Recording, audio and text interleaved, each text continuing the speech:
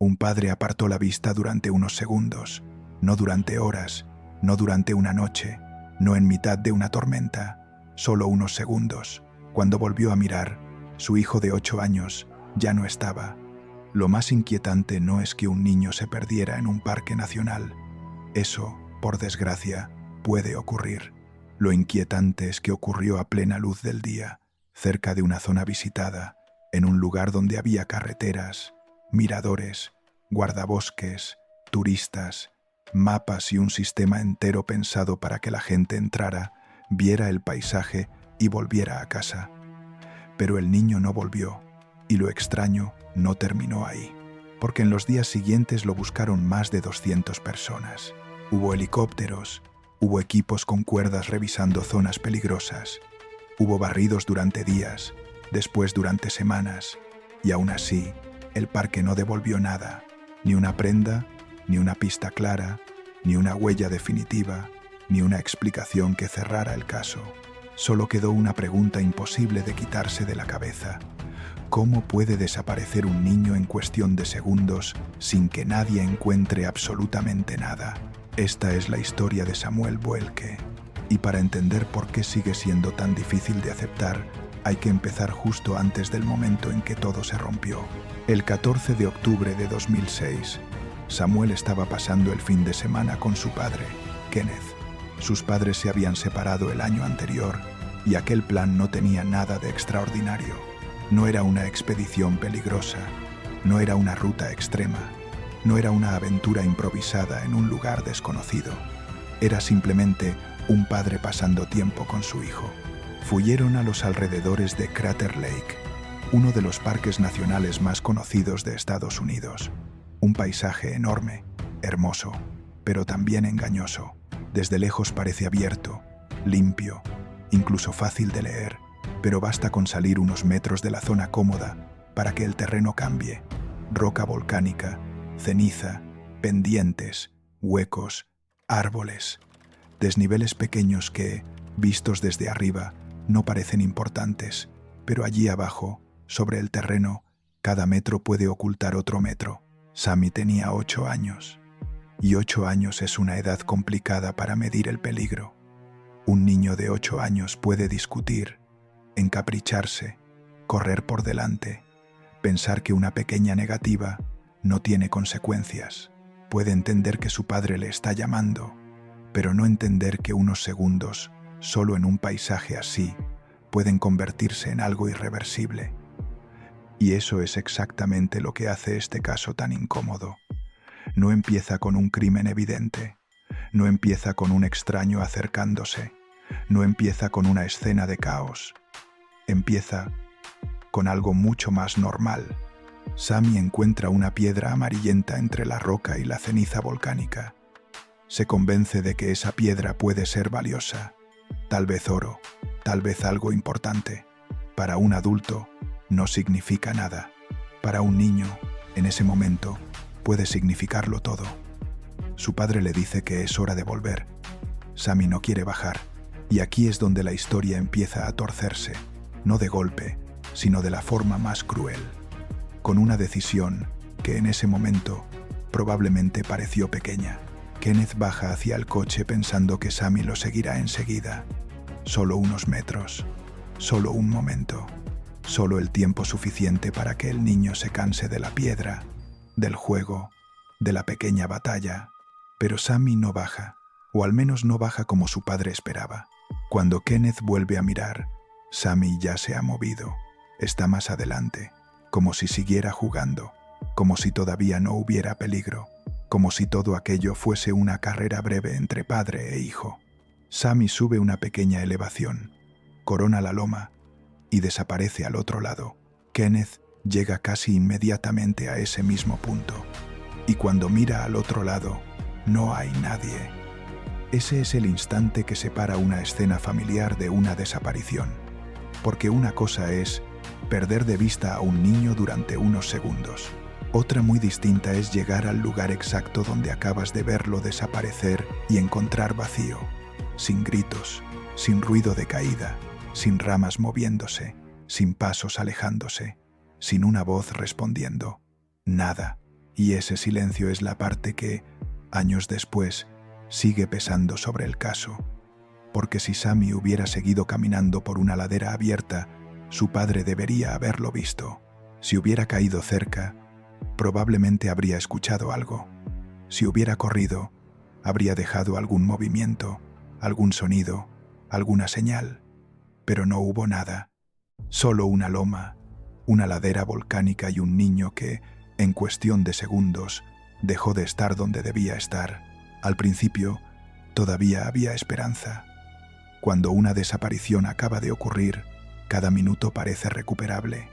Todavía se piensa que el niño está cerca, que se ha escondido, que se ha asustado, que en cualquier momento va a contestar, que solo hace falta buscar detrás de la siguiente roca, del siguiente árbol, del siguiente desnivel. Kenneth empieza a buscar, pero el terreno no responde. Y aquí aparece el primer problema real del caso. Nadie tenía una dirección segura. El último punto conocido era claro: la loma, el lugar donde Sammy había sido visto por última vez. Pero desde ahí, el mundo se abría en demasiadas posibilidades. Pudo bajar, pudo girar, pudo esconderse, pudo resbalar, pudo seguir avanzando sin darse cuenta, pudo quedar fuera de la vista en un hueco que, desde arriba, parecía no existir. Y cuando hay demasiadas posibilidades, una búsqueda deja de ser una línea y se convierte en un círculo que crece demasiado rápido. Esa misma noche llegaron los guardabosques. Al día siguiente, la operación ya era enorme. Más de 200 personas participaron en los rastreos. Equipos de búsqueda, voluntarios, perros, helicópteros, cámaras térmicas, personal técnico, personas revisando zonas difíciles con cuerdas. Sobre el papel, era exactamente lo que uno esperaría en una emergencia así. Nua, Nua, Nua. Si un niño desaparece, haces ruido, llamas su nombre, llevas helicópteros, llevas perros, multiplicas los ojos sobre el terreno, conviertes el parque en una máquina de búsqueda. Pero hay una pregunta que casi nadie se hace al principio. ¿Qué pasa si esa máquina de búsqueda no ayuda al niño a salir? ¿Qué pasa si lo empuja a esconderse más? Por ahora, los equipos todavía no podían saberlo. Solo sabían que tenían que encontrarlo rápido, porque en Crater Lake, en octubre, el tiempo no es neutral. El día puede engañar. La luz puede hacer que todo parezca controlable, pero cuando cae la noche, el frío cambia el caso. Las temperaturas pueden caer bajo cero. La altitud pesa. El cuerpo de un niño pierde calor más rápido que el de un adulto. Y cualquier lugar que durante el día parece un refugio, de noche puede convertirse en una trampa. Así que la búsqueda se intensificó. Los helicópteros sobrevolaron la zona. Los perros intentaron encontrar rastro. Los equipos revisaron pendientes, grietas y áreas complicadas. Se marcaron cuadrículas. Se extendió el radio desde el último punto conocido. Y aún así, cada hora que pasaba hacía que el caso pareciera menos lógico. Porque normalmente una búsqueda así encuentra algo, no necesariamente a la persona, pero algo, una huella, una prenda, una rama rota, un objeto caído, una señal de que alguien pasó por allí, un punto desde el que reconstruir el siguiente movimiento. Con Sammy, no apareció una pista que permitiera convertir el caos en una ruta. Y entonces el parque empezó a parecer más grande, no porque lo fuera en el mapa, sino porque cada metro sin respuesta multiplicaba las preguntas. Desde el aire, muchas zonas parecían abiertas, pero sobre el terreno eran otra cosa. Un paisaje volcánico no se comporta como un parque urbano ni como un sendero limpio. Tiene cortes de visibilidad, tiene huecos donde el cuerpo desaparece de la línea de visión. Tiene pendientes que parecen suaves hasta que estás encima. Tiene árboles, rocas y depresiones que pueden ocultar a una persona a muy poca distancia. Ese es uno de los detalles más importantes para entender la desaparición. Crater Lake No necesitaba ser un lugar sobrenatural para volverse aterrador. Le bastaba con ser irregular. Una persona adulta puede mirar una ladera y pensar que lo está viendo todo, pero no la está viendo. Está viendo solo las superficies, los ángulos, las partes altas, lo que queda expuesto. Un niño pequeño puede estar en un pliegue del terreno y desaparecer visualmente desde muy cerca. Y si además ese niño no responde cuando lo llaman, la dificultad se multiplica. ¿Pero por qué no respondería? Esa pregunta se volvió clave. Porque en una desaparición infantil, uno tiende a imaginar que el niño, al oír voces, sale corriendo hacia ellas, que al escuchar su nombre, grita, que al ver un helicóptero, entiende que vienen a salvarlo. Pero no todos los niños reaccionan así. Y aquí aparece el detalle que cambia por completo la forma de mirar el caso. Sammy tenía un perfil conductual que, según se ha señalado con el tiempo, encajaría con rasgos del espectro autista. Tenía miedo a los ruidos fuertes, incomodidad ante estímulos intensos y tendencia a esconderse en espacios pequeños o cerrados cuando se sentía abrumado. Ese dato no debe tratarse como un adorno de la historia. Es posiblemente una de las claves, porque si Sammy se sintió perdido, asustado o sobrepasado, tal vez no hizo lo que muchos adultos imaginan que haría un niño perdido. Tal vez no gritó, tal vez no buscó un camino visible, tal vez no salió hacia las voces, tal vez no entendió el helicóptero como ayuda, tal vez hizo exactamente lo contrario. Se escondió en cualquier lugar que diera sensación de protección. Y ahí es donde el caso se vuelve realmente duro. Porque si un niño se esconde bien una sola vez, tal vez no hace falta que ocurra nada más extraño. No hace falta un secuestro. No hace falta una teoría imposible. No hace falta imaginar una fuerza misteriosa. Solo hace falta que el niño encuentre el lugar equivocado en el momento equivocado. Un hueco pequeño, un refugio mal elegido, un espacio que lo oculte de los equipos durante las primeras horas. Después, el frío. Después, la noche. Después, el agotamiento. Después, la nieve. Esa teoría no es espectacular y precisamente por eso inquieta, porque tiene sentido. Explica por qué el padre pudo perderlo tan rápido. Explica por qué no hubo gritos. Explica por qué los equipos no encontraron una dirección clara. Explica por qué el ruido del rescate pudo empeorar la situación. Explica por qué la tecnología, aún siendo útil, no bastó.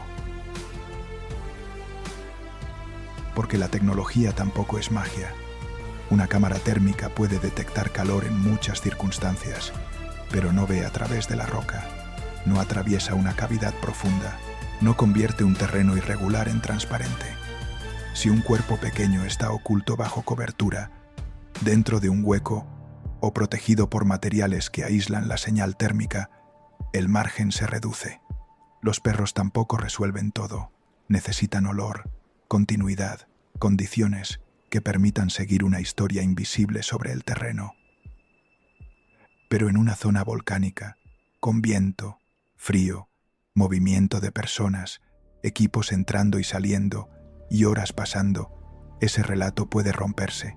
Y cuando se rompe, los perros no están siguiendo un camino claro.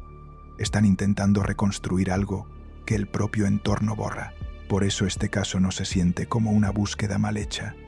Eso sería más fácil de aceptar. Lo que duele es lo contrario. Lo buscaron mucho.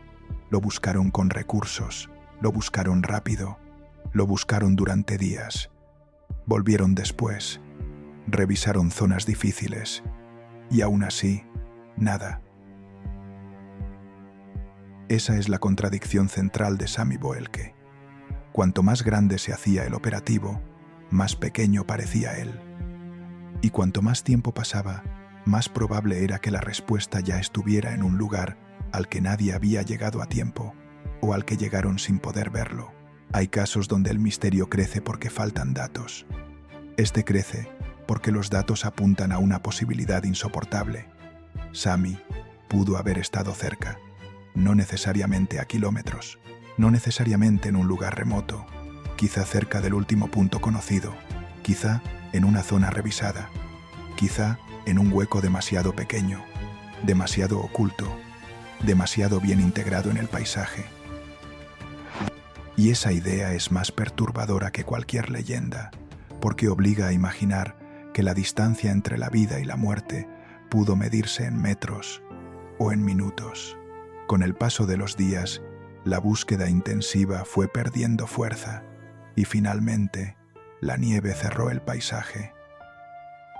Cuando la nieve cae en un parque así, no solo cubre el suelo, borra huellas, oculta huecos, convierte una búsqueda urgente en una espera, y para la familia, esa espera no terminó nunca del todo. Porque una desaparición sin cuerpo no permite cerrar nada. No hay una tumba, no hay una respuesta. Solo queda la repetición mental del último momento. El padre mirando, el niño coronando la loma, el vacío al otro lado y el silencio. Con los años, Internet hizo lo que suele hacer con esos silencios: rellenarlos con teorías de portales, desapariciones imposibles y fuerzas extrañas.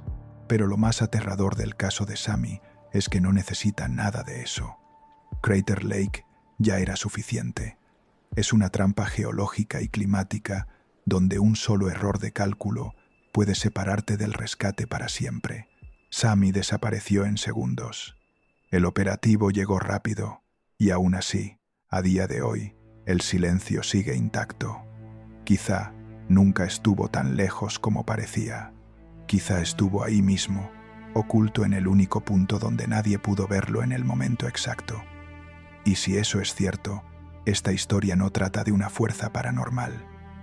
Trata de algo mucho más duro, lo fácil que es perder a alguien para siempre, cuando el terreno, el miedo y unos pocos segundos coinciden en el mismo lugar. Si te interesan los casos reales contados con contexto, sin adornos y respetando a las víctimas, suscríbete. Y ahora quiero leerte en comentarios. ¿Crees que la búsqueda pasó por su lado sin verlo? ¿O piensas que todavía hay una parte de este expediente que se nos escapa? Porque la pregunta sigue siendo la misma. Si un niño pudo desaparecer tan rápido en un lugar tan vigilado, ¿cuánto de este misterio pertenece al caso? ¿Y cuánto pertenece a todo lo que un paisaje como Crater Lake todavía puede ocultar?